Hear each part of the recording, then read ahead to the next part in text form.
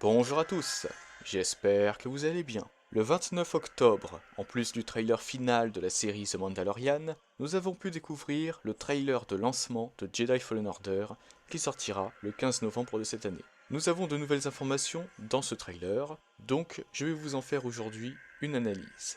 Bien, commençons. Le trailer débute avec Cal Kestis et BD1 qui sont rejoints par la 9ème sœur. Les deux utilisateurs de la Force dégainent leur sabre laser et se préparent à s'affronter. La scène se déroule sur la nouvelle planète, Zepho. Nous voyons ensuite Cal et un destroyer stellaire de classe Venator. Ils se trouvent sur la planète Baraka, et on peut constater la présence de nombreux destroyers de classe Venator, de vaisseaux appartenant probablement à la guilde des ferrailleurs, d'un droïde son impérial, ainsi que d'une créature tentaculaire. Il y a aussi des chasseurs TIE. D'ailleurs, sachez que c'est en 14 avant bataille de Yavin que les chasseurs TIE sont apparus. Avant, l'Empire utilisait des V-Wing. Puisque l'histoire du jeu se déroule en 14 avant bataille de Yavin, cela est cohérent. En revanche, une incohérence fut déjà faite auparavant, puisque dans l'arc Mer de Feu de la série de comics Dark Vador, le Seigneur Noir des Sith, nous avons pu constater la présence de nombreux chasseurs TIE en 18 avant bataille de Yavin sur Mon Cala, alors qu'ils ne sont apparus que 4 ans plus tard. L'autre incohérence de cet arc est le fait que Tarkin possède le grade de Grand Moff, alors qu'il ne l'obtient que 4 ans après, soit aussi en 14 avant bataille de Yavin. S'il y a eu ces deux incohérences, c'est parce qu'il était prévu à l'origine que la bataille de Mon Cala s'étant déroulée sous l'ère impériale ait lieu plusieurs années après la proclamation de l'Empire Galactique, mais puisque l'arc Mer de Feu incluait le sixième frère qui mourait en 18 avant bataille de Yavin, il a fallu changer l'année du déroulement des événements sur Mon Cala et passer à 18 avant bataille de Yavin. Voilà, vous connaissez maintenant l'histoire tragique de l'arc Mer de Feu. Serjunda dit « Nous avons perdu. L'Empire traque les Jedi encore en vie. » Tandis qu'elle dit cela, nous voyons un Stormtrooper passer devant plusieurs ferrailleurs, probablement lors d'une patrouille, ainsi que Serjunda qui parle à Cal à bord du Stinger Mantis. Donc probablement lorsque Cal a été récupéré après son combat contre la deuxième sœur. Nous revoyons les Purge Troopers vus précédemment, et nous voyons ensuite la deuxième sœur et la neuvième sœur faisant face à plusieurs ferrailleurs, dont Cal Kestis. Serjunda poursuit. Ils savent qui tu es. Cal Kestis élimine un Scout Trooper avec son sabre laser et marche par la suite dans le Stinger Mantis pour se rendre au poste de pilotage. Gris Dritus, BD1 et Serjunda sont également présents. Le Stinger Mantis sort de l'hyperespace et se dirige vers une planète étant sous occupation impériale, puisque 3 destroyers stellaires sont présents. La planète en question est certainement Kashyyyk.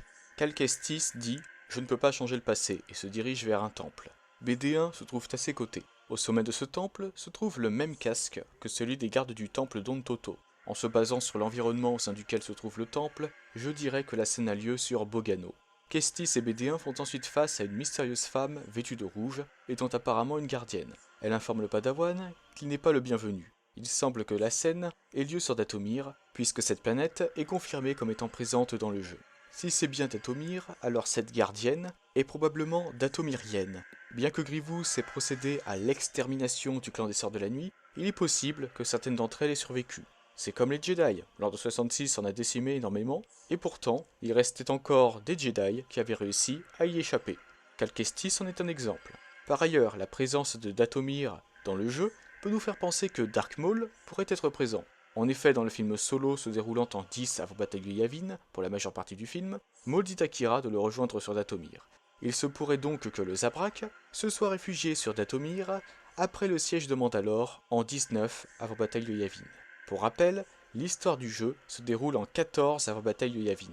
De plus, un autre élément me fait penser que Dark Maul va apparaître dans Jedi Fallen Order, le sabre laser de la 9ème sœur dans le jeu. En effet, si on regarde bien, on peut constater que le sabre de la 9ème sœur dans Jedi Fallen Order n'est pas le même que celui qu'elle possédait dans la série de comics Dark Vador, le Seigneur Noir des Sith. Souvenez-vous, le sabre laser de la 9ème sœur dans ce comics avait des pointes, ce qui n'est pas le cas pour celui du jeu. C'est d'ailleurs étrange qu'elle n'ait pas le même, puisque le Grand Inquisiteur a toujours conservé le même sabre laser, et ce, bien qu'il ait été brisé par Vador, et plus tard par le Jedi Nakmed.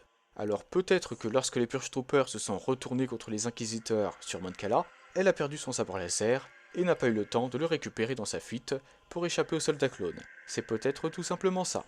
Bon, revenons à nos Bantha, ou plutôt à notre cher Maul. Comme je l'ai dit plus tôt, la 9ème sœur a un nouveau sabre laser dans Jedi Fallen Order. Et si on regarde bien, Vous ne trouvez pas qu'il ressemble au sabre laser que Maul détient dans Solo et dans Rebels? Si c'est bien ce sabre laser là, peut-être que la 9ème sœur va se rendre sur Dathomir pour régler son compte à Cal Kestis, mais va avoir le malheur de se retrouver confrontée à Maul. Cela dépend bien entendu du fait qu'il s'avère bien que le sabre laser de Maul, présent dans Solo et dans Rebels, est un ancien sabre d'inquisiteur ayant été modifié par le Zabrak, comme j'en avais fait part dans ma vidéo théorie sur le nouveau sabre laser de Dark Maul. Quoi qu'il en soit, comme je l'ai déjà dit précédemment, la 9ème sœur fait partie des inquisiteurs qui ont eu droit à une histoire bien développée. Donc la faire mourir des mains de Maul et la reconnaître ainsi comme la personne qui a permis aux Zabrak d'obtenir un nouveau sabre laser, qui apparaît dans un film qui plus est, ça peut franchement être intéressant pour le personnage. Nous verrons si cela se confirme dans le jeu. En attendant, n'hésitez pas à me donner votre avis là-dessus. Kestis affronte ensuite un sergent Purge Trooper tenant une électro-hallebarde et projette un Purge Trooper et un Scout Trooper à l'aide de la force. Je dirais que ces deux dernières scènes ont lieu sur Bogano. Cal Kestis poursuit, mais je ne me cacherai plus. Le Stinger Mantis décolle. Il se trouve visiblement sur Dathomir, en raison de l'atmosphère rougeâtre présente. Cal Kestis affronte par la suite la 2ème sœur sur la planète Bracca, donc au début du jeu, et un TSTT lui tire dessus sur la planète enneigée que nous avions vu dans le précédent trailer.